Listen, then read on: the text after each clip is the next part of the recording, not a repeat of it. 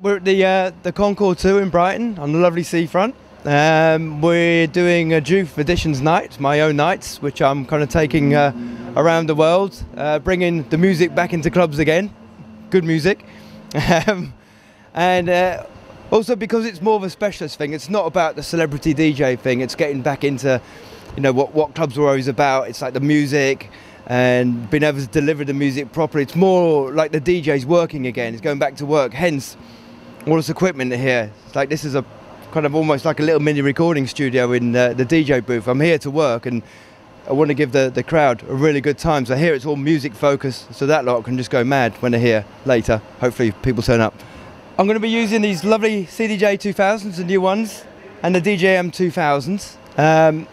They have saved the DJ world. Many of us have been waiting for this technology. It's been a long time in waiting, especially for me. It drives me mad. Burning CDs, tediously, burning and burning. Every week you just want to move one track from one playlist to another, and it just becomes this long, tedious act of burning 4 or 5 to 10 CDs just to move a few tracks. So now it's easy.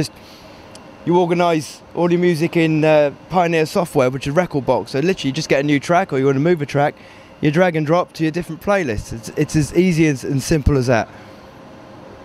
Now, the biggest thing that I come across all the time, drives me mad explaining this, people get scared of the 2000s because you've got different formats of where you can use it. You can put your SD card in there, USB stick or USB drive, or you can play straight from the hard drive from the laptop, which is what I'm going to be doing tonight.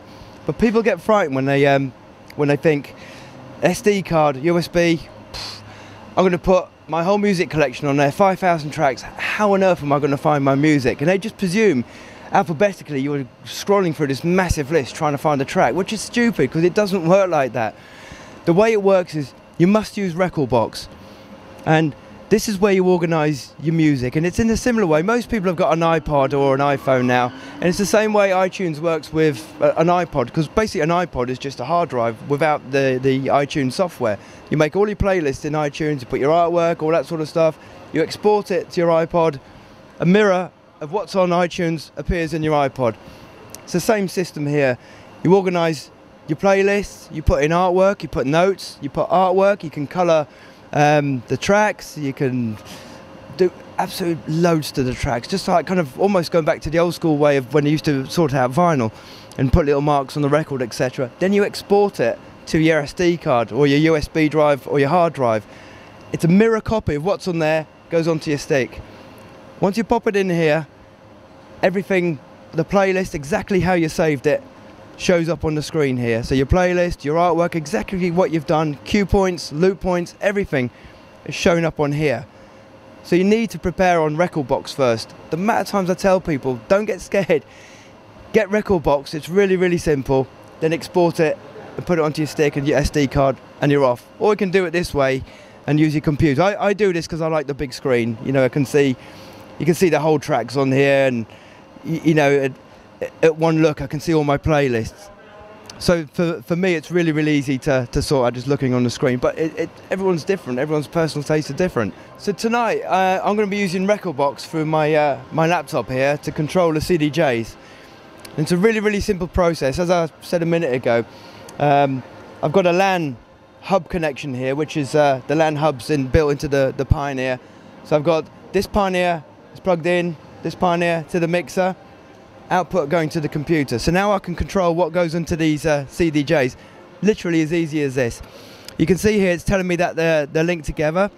There's the first CDJ and there's the second one. Though it's numbered number 4, you can number it what you want. If you can you can network up to 4 CDJs together. I just happen to have this number named number 4, so don't let that put you off.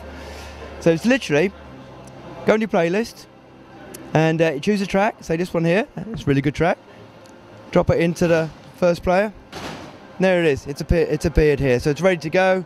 I can press play,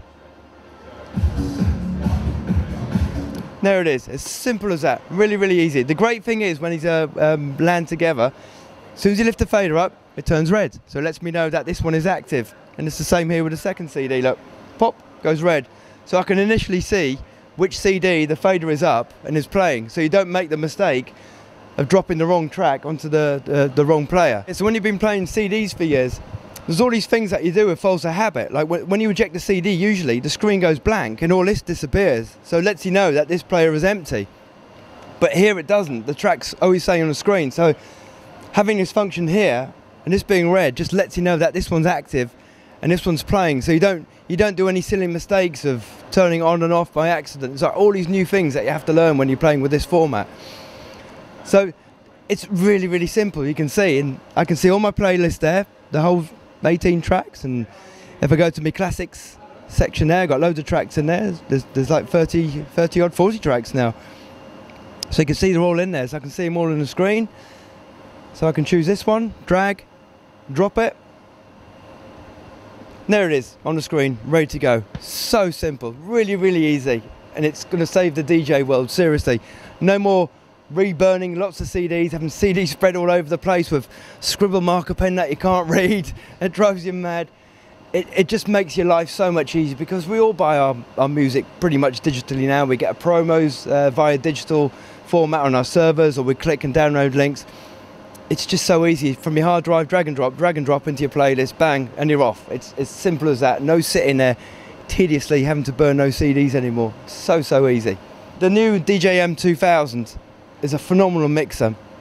You've got a sound card built into it, and it's a MIDI controller. And as a bonus, you've got the Effects 1000 unit built into it. This is such a good idea. It's a phenomenal idea. And the icing on the cake, you've got your separate EQ over the effects unit itself, so you can cut the bass while you're adding delays, echoes, etc. So you can control what the volume and the frequencies coming out the effects unit. That was always a gripe of mine, because when it came through, if you got something of a lot of low end, you're putting a filter on, and there's a lot of low end, it's coming back on itself with double low end, so poof, it would boom away, and monitors would wobble, the sound engineer would come over and shout at you. Not anymore now. You can control this now with its own separate EQ, which is brilliant. Everything you touch here is a MIDI controller, so every time you move something, it can connect, it can control software, whatever you choose. It's so good. And you've got this separate little MIDI controller inside here. Here we go. And you've got various types. You probably recognise that one, Ableton Live kind of controller, stop, start, stop, start. You can choose type B, so you've got the fader type. Hit these. Again, you can assign these to anything you want on the software. Type C, you can put like drum patches or whatever you want there. And type D, nice filter or anything else that you want to put on there. This one's a little bit of fun in here. Got a sidechain remix. There's no music coming through at the moment, but it's like a sidechain effect, so it pulses. And if you've got something nice going, you can hold it there. And in the mix there, you've got a lovely 7-band EQ. So you can have as you're cutting the low frequency on that one, it's adding it to that one, so you get a lovely, lovely smooth mix. And again, it's so easy to use. And you can assign it to each channel. So it's literally as easy as that, just touching the center of it. How good is that? Job's a good one. Sold.